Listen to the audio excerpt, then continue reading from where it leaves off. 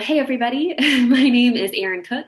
You can tweet at me, to me. I'm not sure which of those to use, Erin K. Cook, if you're into that kind of thing. And my background is in upper elementary education as a coach and special education teacher. Had a really cool role where I got to do those two things together, which is great. I'm currently working on my EDD from the University of Florida, go Gators, and I'm really passionate about teacher learning and everything we can do to support educators of course, all the time, but especially in this crazy school year. So that's why we're here today. And my main role at InterOrbit is to support educators with our NGSS assessments and reports. So we'll talk a little bit about that, but mainly we're talking about the learning today, which is good. And this is my colleague, Brendan. Howdy, y'all.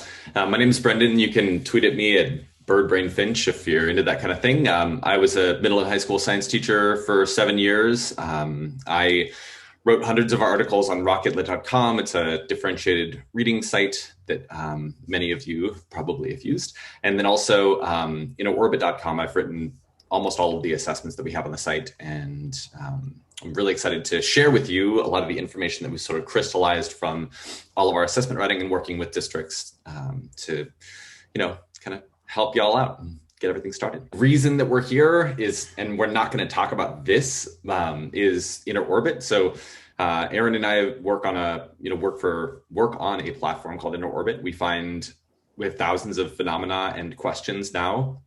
They're all tied to the NGSS. We work very hard to find phenomena and make phenomena that are very unique and represent really, really discrete things that students will witness or that actually occur in the natural world, and then ask students to make sense of them and work really hard. And we write questions for all these phenomena that are meant to show the full arc of student learning. So some of the questions will involve just DCI, just knowledge.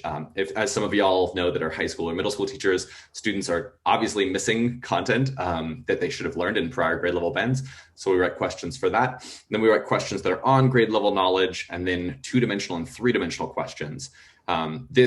So in this session right here, we're not going to talk about that. We're going to talk mostly about the 3-dimensional questions that are summative questions at the end of, in the performance expectations. So at the end of y'all working with your students, the end of a unit, the end of a lesson sequence, you're going to give these 3-dimensional questions.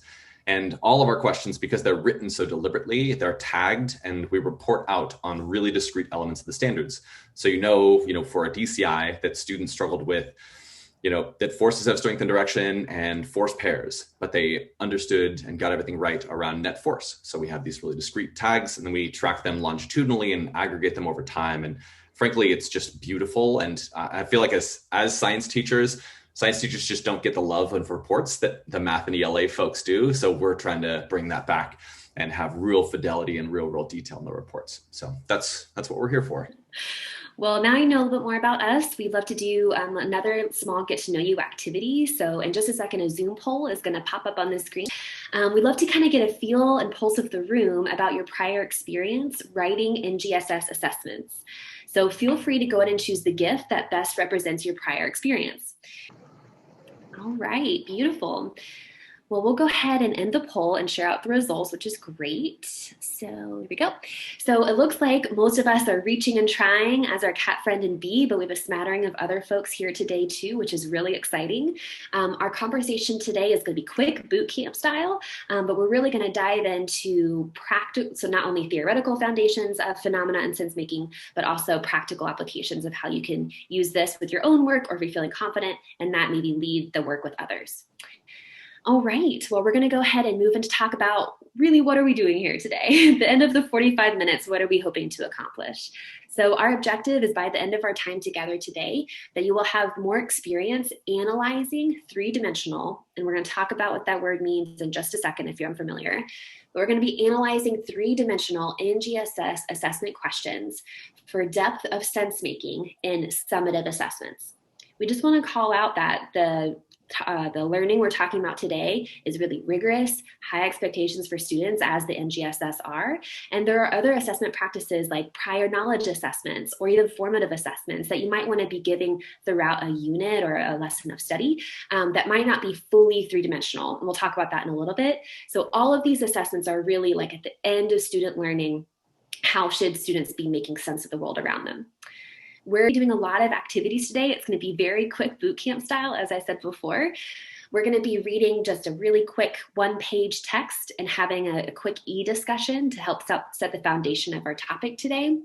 We're going to hear a mini presentation from Brendan that's going to give us some practical examples of sense making and assessments. And then we're going to have a whole group question analysis where you're going to be given some sample questions that we're going to analyze for the depth of sense making in those questions, and then wrap up our time with an exit slip. So we have a lot on the agenda today, and we're excited that you guys are here. So without further ado, let's dive into our first activity today, which is a text e-discussion. So we're going to be reading a short yet powerful text about sense making and NGS assessments. And then we'll have a short e-discussion at the end about what resonated with you in that text. So we'll just this is probably my favorite gift of all time, just be putting the knowledge in the brain. So I'm excited for that. But to help lay the foundation for this text and then discussion, I wanted to show you this resource that summarizes what the next generation science standards are. The first thing that they want folks to know about these standards is that they're all about sense making. It's literally the first bullet here in this yellow box. So they say that the NGSS are for all students and provide a science education they can use in real life. A strong science education equips students with both an ability to make sense of the complex world around them and foundational skills that are necessary for all careers in life.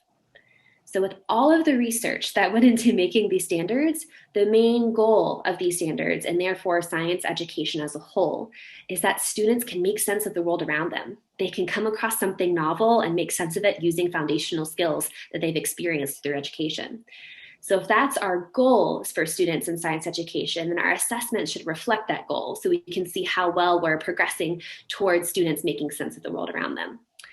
So Brendan is now going to introduce our text that's going to lead into our e-discussion. Okay, so Achieve is a nonprofit that maintains the integrity of the NGSS. They wrote a lot of tools to help teachers organize and plan around the standards. So the evidence statements, K-12 progressions, lots of really good stuff. You've probably seen some of this at some point.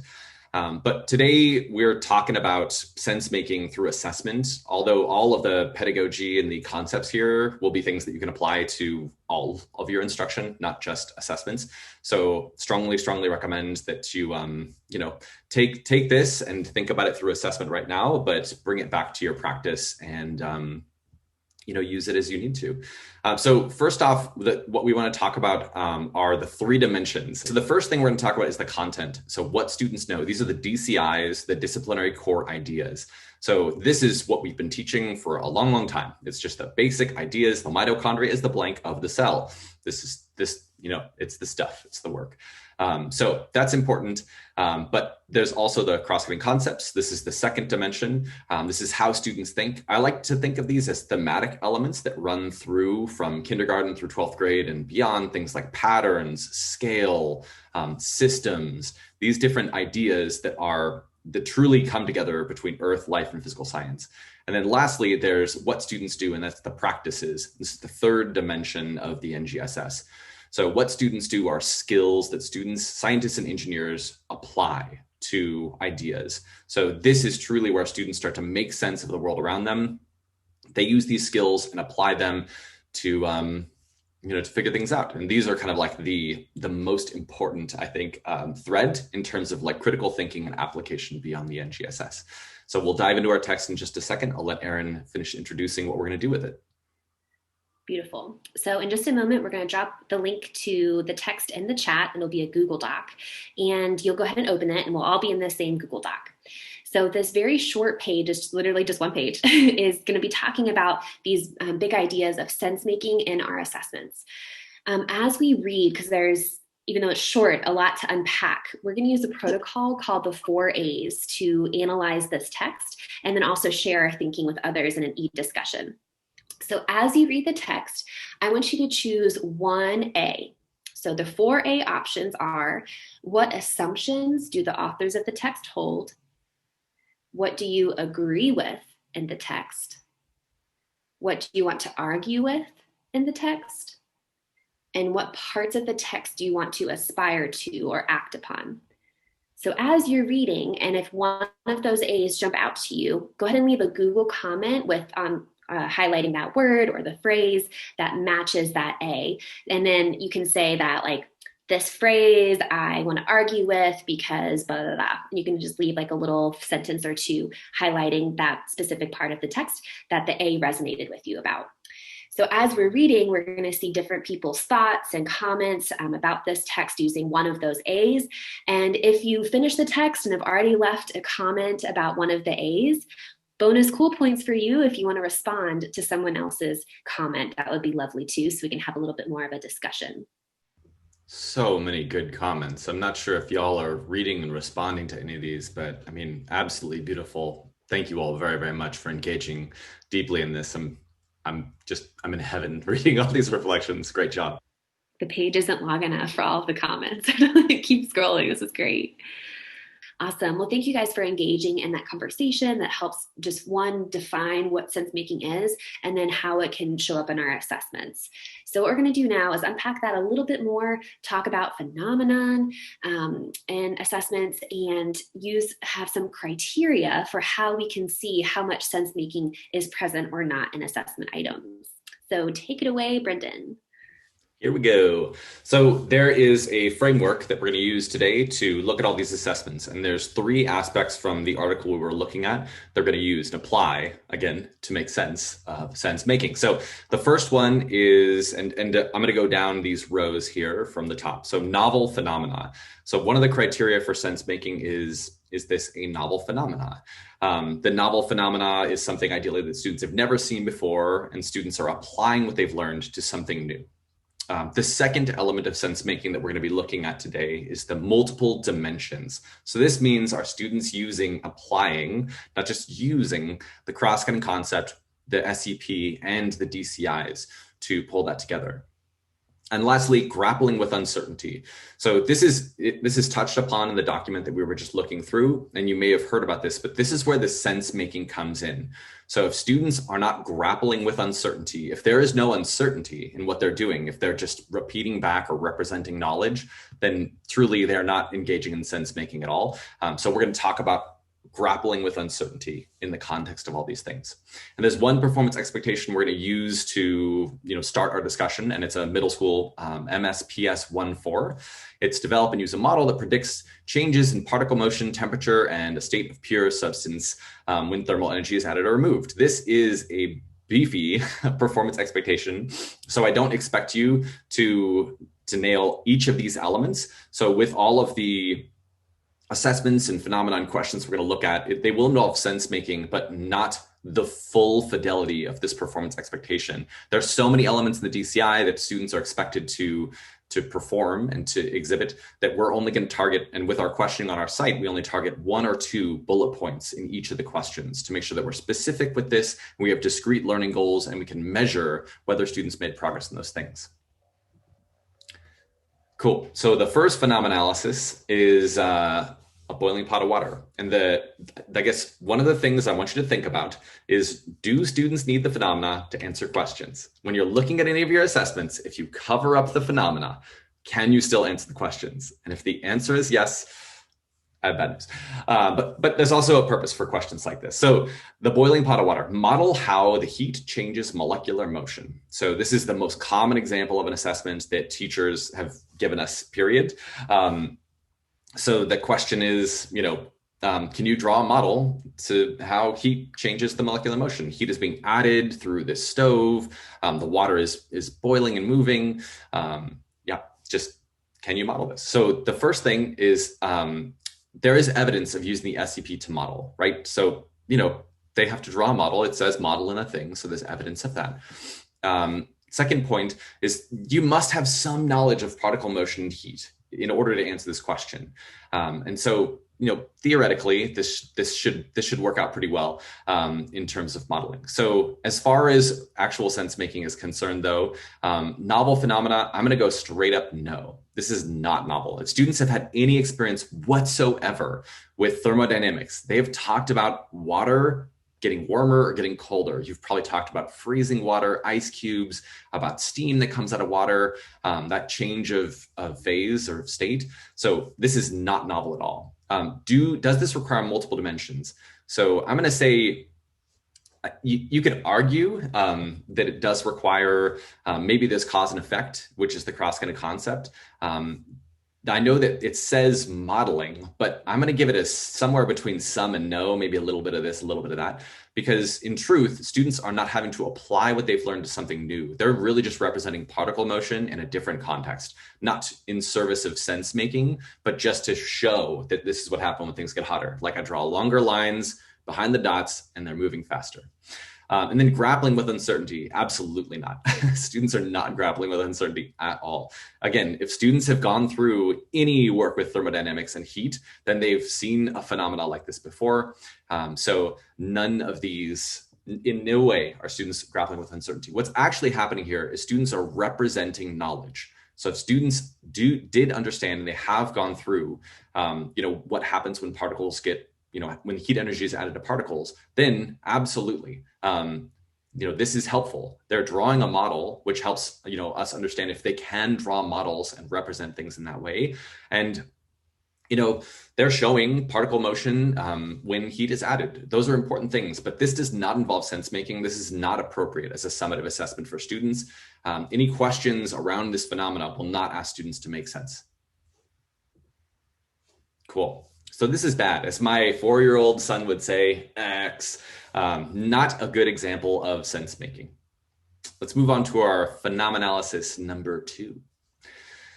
So again, I want you to think about this. Do students need the phenomena to answer the questions? If you cover this image up, can students still answer the questions? Hot air balloon. So use a model to show how heat and molecular motion explain the balloon's movement. All right, so use a model to show how heat and molecular motion explain the balloon's movement. So there's a whole different situation going on here. We have to explain movement through particle motion. So first element I want to call out here is that students are using the modeling SCP to show understanding. So super, super important, not just to represent something, but to show understanding. They are going through and they're modeling in order to demonstrate that they understand what's going on. The second thing that I want to call out here is that it requires knowledge of particle motion and heat transfer. So in order for students to answer this question, they need to understand particle motion and heat transfer. So this is one of the phenomena on our site, which is, may or may not surprise you because that's what we're all about, is assessing with novel phenomena. So novel, absolutely. Maybe students have seen hot air balloons before, but not the situation where the balloon literally, like the fuel falls out and flies up in the air. And it's just, anyways, just kind of crazy. Multiple dimensions, absolutely. So students do need to show cause and effect. They need to show how heat and molecular motion explain the balloon's movement, cause, and thus effect. They need to use a model to do that. And if they don't understand particle motion and how heat changes that, then it's going to be tough for students to demonstrate what's going on here. Grappling with uncertainty, I'd say it's somewhere between a yes and a some. So we'll just go ahead and toe this line right here. If students have seen hot air balloons prior and you've talked about that specific type of phenomena, then it's possible that this isn't complete uncertainty. But in terms of explaining the balloon's movement with heat and molecular motion, I would say that this is farther on the yes than on the some, and definitely not on the no side. Cool. We love this phenomena. In fact, it's one of the phenomena that we have on our site that we have a whole bunch of questions tied to. And let's move on to the phenomenalysis example number 3. So this is also from the TAPS Achieve project, the task annotation project in science. And it's John's experiment on heating sand. And what this asks students to do is, so does heating 2 types of sands, black and white sand, equally cause the same change in temperature to occur? And so John creates this hypothesis. He says, black sand and white sand are different substances. If they're heated equally, the temperature changes for the black and white sand will be different. Cool. John proposes the following investigation, blah, blah, blah, blah, but his teacher finds 2 errors. Describe the way his experiment could be improved. All right. So for this analysis that we're going to go through here, is this a novel phenomena? So is heating sand novel? I would go some at best. So if students have talked about the fact that different colors absorb heat differently, then this is not going to be something super duper novel for them. So could be great as a formative assessment, as moving towards sense making, but not actual sense making. And then, so multiple dimensions. So students are definitely looking at an investigation here for sure. And they definitely need to understand the DCIs, which is that, when heat is added, particle motion changes. Is there cause and effect? Yeah, I think that's right. So this definitely qualifies for multiple dimensions. And then grappling with uncertainty. I would put this between some and no. Our students really having to figure out what's happening here. If they know that heat energy changes with different colors and light, different waves of light are absorbed with added or removed energy, then I don't know. I don't really think that this involves grappling with uncertainty unless students have never seen phenomena around light waves hitting different colors of something and them absorbing different amounts of energy. So I'm going to say between some and no. Cool, so we have a version of this that we've edited, and it involves our little lizard friend here and different colors of sand. So our revision is that John's putting together a terrarium for a new lizard class pet. He knows that lizards are cold-blooded and need heat from the sun or a heat lamp. Lizards are most comfortable between 70 to 85 degrees, as am I, with heat lamp basking areas between 95 and 110 degrees Fahrenheit. To decide what color sand might be right for the tank, John proposes the following investigation, but his teacher finds 2 errors. Again, come on, John, pull it together. Describe 2 ways his experiment could be improved. All right, and so as you answer these questions, and this is the extra part that we're adding to this, and this is something that I strongly recommend, we add this to a lot of our assessments, and I strongly recommend you think about this.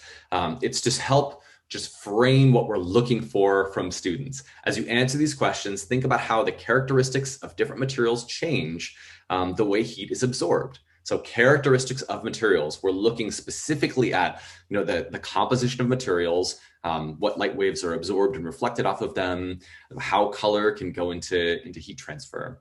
So really, really important. That last little sentence is going to help frame what students are expected to do and get really specific with what you're expecting them to demonstrate knowledge on. Cool. Novel phenomena. Probably yes. For me, I've owned several lizards and reptiles, and so this is like super familiar for me. So if you've talked about this or you have a class pet that's a reptile, this might not be super novel, but I'm going to guess that it probably is.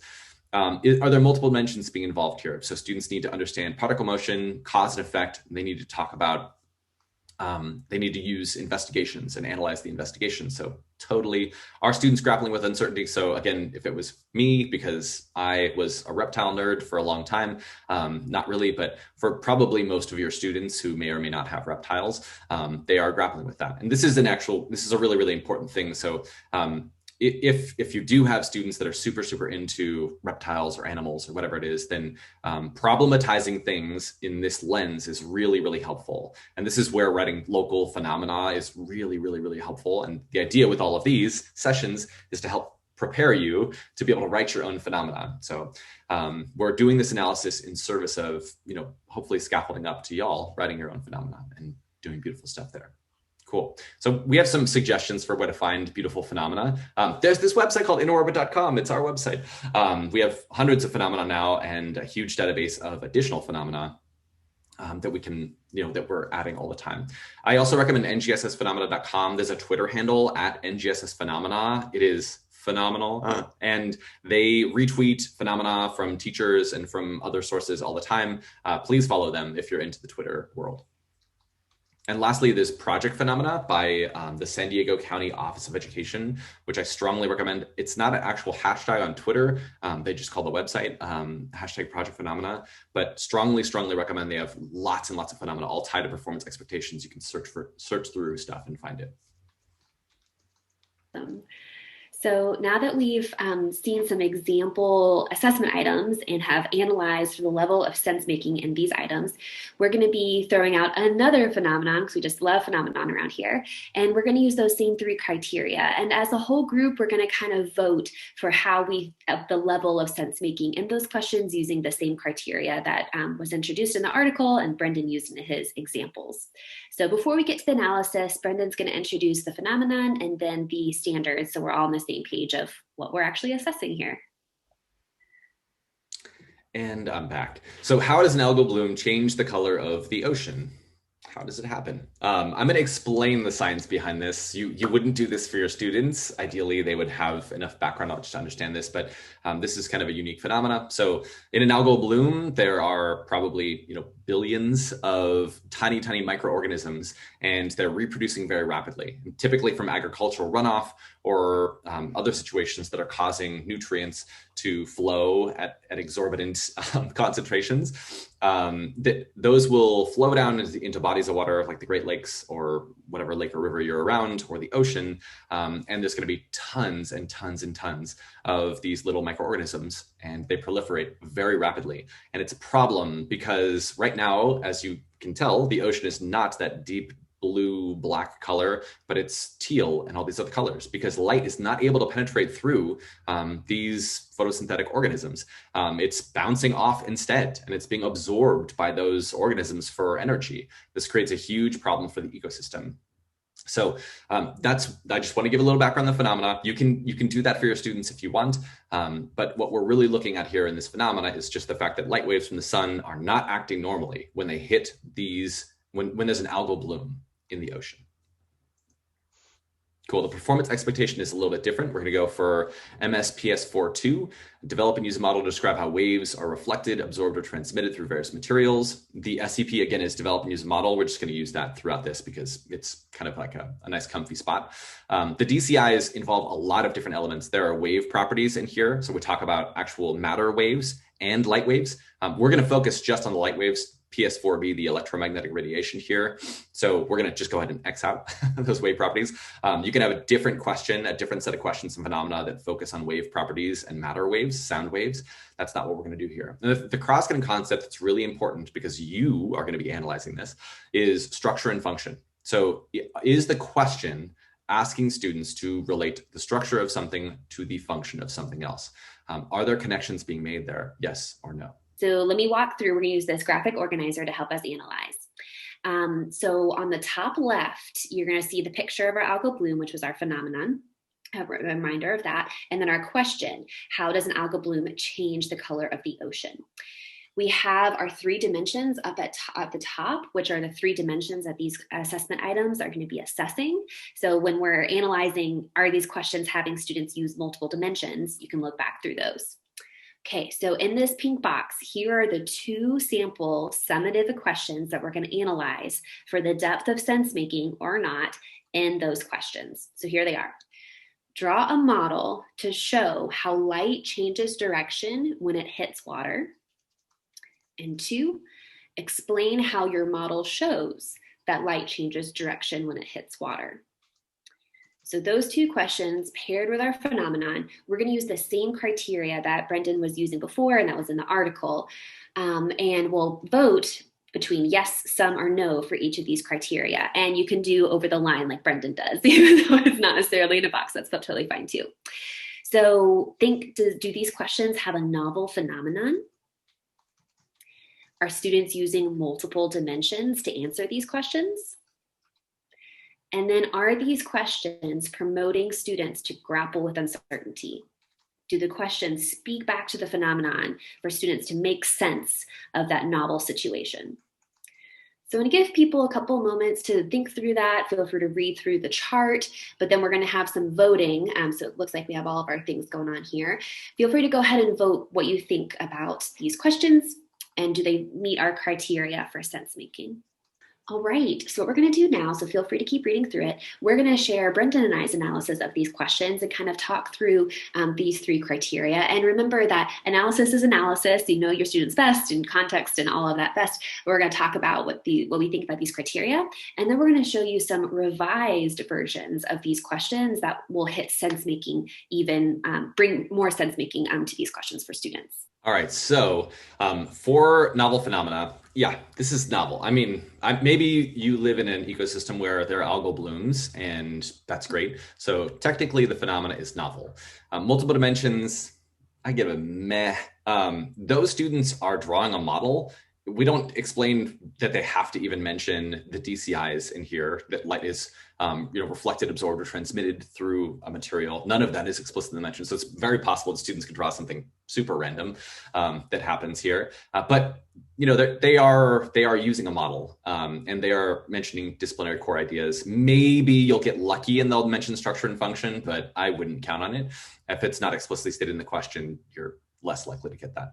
The one thing about the model that they're making is, though this phenomena is novel and awesome, students aren't asked to explain how light acts when it hits an algal bloom. They're just meant to explain how light acts when it hits water. So actually the picture doesn't matter. Again, if you just cover up the picture, it doesn't matter. Students can just answer the questions. It's rote representation of knowledge through a model. This is really, really important, and kind of something that we really want to drive home here is, just because students are modeling or writing a CER statement in no way means that they're making sense or hitting the NGSS.